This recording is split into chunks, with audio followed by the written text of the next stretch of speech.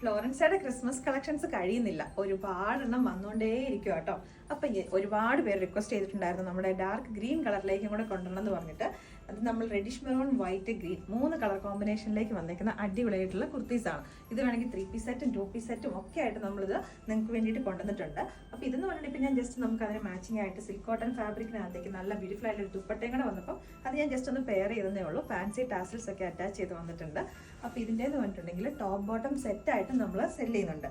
1290 റേറ്റിലേക്കാണ് top bottom set വരുന്നത്. ഇനി ഇപ്പം നിങ്ങൾക്ക് ടോപ്പ് മാത്രം മതി, നിങ്ങളുടെ അടുത്ത് ഓൾറെഡി ഒരു മെറൂൺ പാൻറ് ഉണ്ട് അല്ലെങ്കിൽ ഒരു വൈറ്റ് ഇതിൻ്റെ ബോട്ടം ഉണ്ടെന്നുണ്ടെങ്കിൽ ടോപ്പ് തന്നെയുള്ള പ്രൈസ് വരുന്നത് 949 ആട്ടോ. നല്ല ഭംഗിയായിട്ട് നമ്മൾ ഇതിൻ്റെ ഈ ഒരു സ്ലീവിലേക്കും ഇങ്ങോട്ടേക്കും കൂടെ ആയിട്ട് അതിൻ്റെ എംബ്രോയിഡറി വർക്ക് കൊടുത്തേക്കുന്നത്. ഈ ഒരു സ്ലീവിലേക്ക് നമ്മൾ യൂഷ്വലി ദുപ്പട്ടാസ് ഒക്കെ പെയർ ചെയ്യുന്നത് ഈ ഒരു സൈഡിലാണ്. അപ്പോൾ ആ ഒരു സൈഡിലേക്ക് നമ്മൾ പ്ലെയിൻ ആയിട്ടോ ചെയ്തേക്കുന്നത്. റെഡിഷ് മെറൂൺ ആട്ടോ ഇതിൻ്റെ ബേസ് കളറായിട്ട് വന്നേക്കുന്നത്.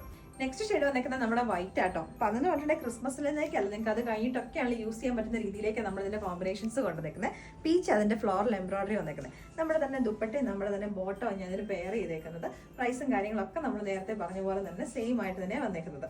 ദുപ്പട്ടയൊന്ന് മാറ്റി പിടിച്ചാലോ, നമുക്ക് പീച്ച് അല്ലാതെ തന്നെ നമുക്ക് ഇതിലേക്ക് ചേർന്ന് നമ്മുടെ ലീഫിൻ്റെ കളറിലേക്ക് ഒരു ഗ്രീൻ കളറിലേക്ക് നമുക്കൊരു ദുപ്പട്ടയും കൂടെ വേണമെങ്കിൽ നമുക്ക് പെയർ ചെയ്യാം. ഞാനിപ്പോൾ അതിൻ്റെ ബോട്ടം ഞാൻ വൈറ്റ് കളറിൽ നമ്മുടെ പ്ലെയിൻ സ്ലബ് തന്നെയാട്ടോ യൂസ് ചെയ്തേക്കുന്നത്.